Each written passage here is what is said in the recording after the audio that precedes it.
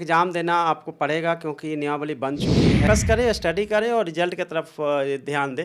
Panic होने की ज़रूरत नहीं है क्योंकि सीटें बहुत ज़्यादा हैं। उसको पढ़ें, टेक्स्ट बुक को पढ़ें और 8 से 10 घंटा स्टडी करें। बहुत ज़रूरी नहीं है कि बिहार में शिक्षक बनना है तो आपको बीपीएससी की परीक्षा पास करनी होगी। ऐसे में शिक्षा मंत्री का बयान भी सामने आ गया है कि नियमावली में कोई तरह की बदलाव नहीं की जाएगी। ऐसे में हम आपको एक ऐसे आईएएस ऑफिसर से बात करवाने जा रहे हैं और मिलवाने जा रहे हैं जिन्होंने न सिर्फ पैटर्न को लेकर के स्टूडेंट को गाइड कर रहे हैं बल्कि अपने कंधे पर सैकड़ों स्टूडेंट्स को अफसर बनाने का जिम्मा उठा रखा है। जी, हम बात कर रहे हैं IAS officer doctor Ranjit Kumar Singh से। सर, सबसे पहले तो कशिश न्यूज़ में बहुत बहुत स्वागत है। Thank you so much, thank you so much. एक तरफ शिक्षा मंत्री का बयान आ गया है कि नियमावली में किसी तरह की कोई बदलाव नहीं की जाएगी, दूसरी ओर स्टूडेंट्स आंदोलन कर रहे हैं। तो स्टूडेंट्स क्या करें, आंदोलन करें या परीक्षा की तैयारी करें? मुझे लगता है कि सभी छात्रों को सकारात्मक रूप में इसको लेना चाहिए और अपनी तैयारी पे फोकस करना चाहिए क्योंकि एग्ज़ाम देना आपको पड़ेगा क्योंकि नियमावली बन चुकी है, कैबिनेट ने अप्रूव कर दिया है और हम लोग अब जो देख रहे हैं उसके हिसाब से सरकार जो है बस एग्ज़ाम के बिल्कुल करीब पहुंच चुकी है। अब जो है 4 दिन बाद सिलेबस आ जाएंगी, उसके बाद बीपीएससी नोटिफिकेशन जारी करेगी। ऐसे में अपना समय युवा जो है न गंवाएं और अपनी फोकस करें स्टडी पर। सर, जैसा कि आप बता रहे हैं कि 4 दिनों में पैटर्न भी आ जाएगा, तो ये पैटर्न आपके हिसाब से किस तरह का आएगा, क्योंकि स्टूडेंट्स परेशान हो रहे हैं? जैसा आपने देखा था कि बीपीएससी के सचिव ने बताया था कि 1 से लेके 5 तक तो केवल जीएस पूछा जाएगा, उसके बाद 6 से 8, 9 से 10 और 11 से 12 ये तीनों जो अलग अलग क्लासेज हैं, मिडिल स्कूल, हाई स्कूल का और 10+2। जैसा आपने बताया कि 4 दिनों में पैटर्न सामने आ जाएगा, तो किस तरह का पैटर्न आएगा आपके हिसाब से?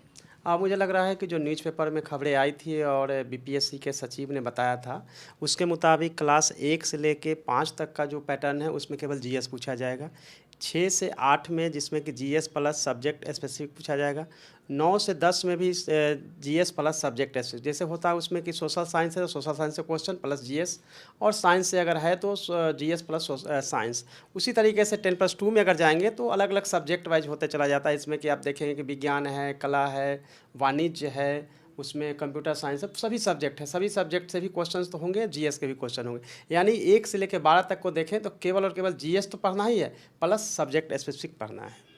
सर, जैसा कि दशकों पहले भी बीपीएससी के जरिए तो परीक्षा होती थी शिक्षकों की, लेकिन इस बार अभ्यर्थी पैनिक हो रहे हैं। उन स्टूडेंट्स को आप कैसे मोटिवेट करेंगे? देखिए, पहले भी 2006 से पहले बीपीएससी एग्ज़ाम ली थी और उसी के थ्रू जो है टीचर की भर्ती होती थी, उनकी रिक्रूटमेंट होती थी। लेकिन चूंकि इतने सारे गैप के बाद आपने देखा है कि नियोजित शिक्षक हैं जो कि पंचायती राज के त्रिस्तरीय व्यवस्था और नगर विकास के द्वारा जो व्यवस्था है उसके तहत उनका जो है नियोजन होता था। बस नियोजन के बाद अभी क्या हुआ है कि उन्होंने बीएड डीएलएड की तैयारी कर ली, अब उन्होंने सीटेट भी पास किया, स्टेट भी पास किया, उनको लगा कि अब जॉब करने जाना है और बीच में आया कि बीपीएससी से एग्ज़ाम देना है। अब बीपीएससी एग्ज़ाम देना है तो पैनिक होने की ज़रूरत इसलिए नहीं है क्योंकि उनको लगता है कि लाखों की संख्या है, सीट जो हमारे पास है लगभग 1,78,000 के आसपास है, तो उनको पैनिक नहीं होना चाहिए क्योंकि हम लोग जब बीपीएससी में एग्ज़ाम देते हैं या दिलवाते हैं तो उसमें आप देखेंगे कि 400-500 सीट होता है। या मैंने यूपीएससी एग्ज़ाम दिया तो उसमें अगर देखेंगे तो 651 ही सीट टोटल था, जिसमें कि आईएएस का सीट 100 के आसपास होता है, जिसमें लाखों 12-15 लाख लोग एग्ज़ाम देते हैं। तो यहाँ तो इसके हिसाब से सोचना चाहिए कि फोकस करें, स्टडी करें और रिजल्ट की तरफ ध्यान दें। पैनिक होने की ज़रूरत नहीं है क्योंकि सीटें बहुत ज़्यादा है। सर, आप तो स्टूडेंट्स को ऑनलाइन गाइड भी करते हैं, इन स्टूडेंट्स को, इन अभ्यर्थियों को आप कैसे गाइड करेंगे? देखिए, मैं अब सोशल मीडिया प्लेटफॉर्म जो मेरे पास है, या फेसबुक है, यूट्यूब चैनल है, जिस पे भी मैं गाइड तो करता हूँ, साथ में पीडीएफ मटेरियल भी मैंने अभी प्रोवाइड करवाया है। 1 से 5 तक के जो स्टूडेंट हैं, 1 से 5 के जो शिक्षक अभ्यर्थी हैं उनके लिए हमने प्रोवाइड करवाया है हिस्ट्री का, और उसके बाद बाकी जितने भी शिक्षक अभ्यर्थी उनके लिए भी मैंने जीएस के रूप में हिस्ट्री का पीडीएफ अवेलेबल कराया है। आज शाम तक हम साइंस का भी अवेलेबल कराएंगे। तो जो हम तैयार कर रहे हैं उसको हम सभी अभ्यर्थियों के पास अपने मटेरियल जो है प्रोवाइड करवा रहे हैं, और साथ में मोटिवेट ये कर रहे हैं कि आप एग्ज़ाम पे फोकस करिए। एग्ज़ाम आपका बहुत ज़्यादा मुश्किल नहीं है। हाँ, बीपीएससी एग्ज़ाम ले रही है, क्वेश्चन का लेवल होगा, लेकिन इस बात का ध्यान रखना है कि अगर आप सीबीएसई का जो पैटर्न होता है जिसमें एनसीईआरटी है किताब, एनसीईआरटी की बुक्स और बिहार टेक्स्ट बुक की बुक, अगर दोनों बुक को अगर 6 से 12 तक कर लेते हैं तो घबराने की जरूरत नहीं, उसी से क्वेश्चन मिल जाएंगे आपको। स्टूडेंट्स का बड़ा सवाल यही है सर कि बीपीएससी के लेवल का परीक्षा होगा तो क्वेश्चंस बहुत हार्ड है। देखिए, क्वेश्चन जब हार्ड आएंगे तो कट ऑफ नीचे जाएगा, क्वेश्चन इजी होगा तो कट ऑफ ऊपर जाएगा। लेकिन क्वेश्चन बहुत हार्ड नहीं जाएगा। जो सिविल सर्विस के एग्जाम देते हैं उससे थोड़ा डाउन ही रहने की पॉसिबिलिटी, क्योंकि टीचर का एक एग्जाम हो रहा है। और अगर हार्ड भी होता है तो ऐसा नहीं समझना है कि बहुत हार्ड आने वाली है क्वेश्चन, क्योंकि जब भी बीपीएससी एग्जाम लेती है तो 50 से 60% क्वेश्चन ईजी होते हैं, 50% एटलीस्ट ईजी होता है। तो कम से कम उस पर अटैम्प्ट करते हैं, कुछ हार्ड बना लेते हैं तो आपका रिजल्ट हो जाता है। नियोजित शिक्षक भी को भी परीक्षा देने की बातें सामने और अभ्यर्थी की भी, तो इन दोनों के परीक्षा में फ़र्क क्या होगा सर? देखिए, फ़र्क ये होगा कि जो नियोजित शिक्षक हैं उनके लिए तो लिमिटेड है कि जो नियोजित है उन्हीं को एग्ज़ाम देना है, तो उनको 3 अटैम्प्ट एग्ज़ाम देना है, 3 अटैम्प्ट में से उनका सिलेक्शन होना है। बट वो दोनों में अंतर यह है कि हो सकता है कि बीपीएससी अलग से एग्ज़ाम ले या सिर्फ कंबाइंडली ले, लेकिन कट ऑफ दोनों का अलग अलग होगा, क्योंकि इनके कट ऑफ जो है नियोजित शिक्षक के अलग होंगे और जो रेगुलर स्टूडेंट है जो एग्ज़ाम देने जा रहे हैं उनका अलग होगा। सर, तो क्या जो स्टेट के अभ्यर्थी हैं, 7वें चरण के जो अभ्यर्थी हैं, उन लोगों को 3 अटेम्प्ट में परीक्षा देनी होगी? नहीं, जो नियोजित हैं उनके लिए 3 अटैम्प्ट है, बाकी के लिए जब भी आगे वैकेंसी आएगी तो लोग एग्ज़ाम दे पाएंगे। इनको तो नियोजित वाले को रेगुलर जो टीचर का लाभ लेना है उसके लिए जब एग्ज़ाम कंडक्ट होगी उसमें पार्टिसिपेट करना है नियोजित शिक्षकों को। सर, आपके हिसाब से, चूँकि आप बहुत सारे स्टूडेंट्स हैं वो आपके कोचिंग संस्थान में आ रहे हैं, आप गाइड भी करते, खुद से पढ़ाते भी हैं, जो शिक्षक अभ्यर्थी हैं या फिर नियोजित शिक्षक, हम दोनों की बात कर रहे हैं सर, इन लोगों को कितने देर पढ़ाई करनी चाहिए और कितना फोकस करना चाहिए पढ़ाई पे?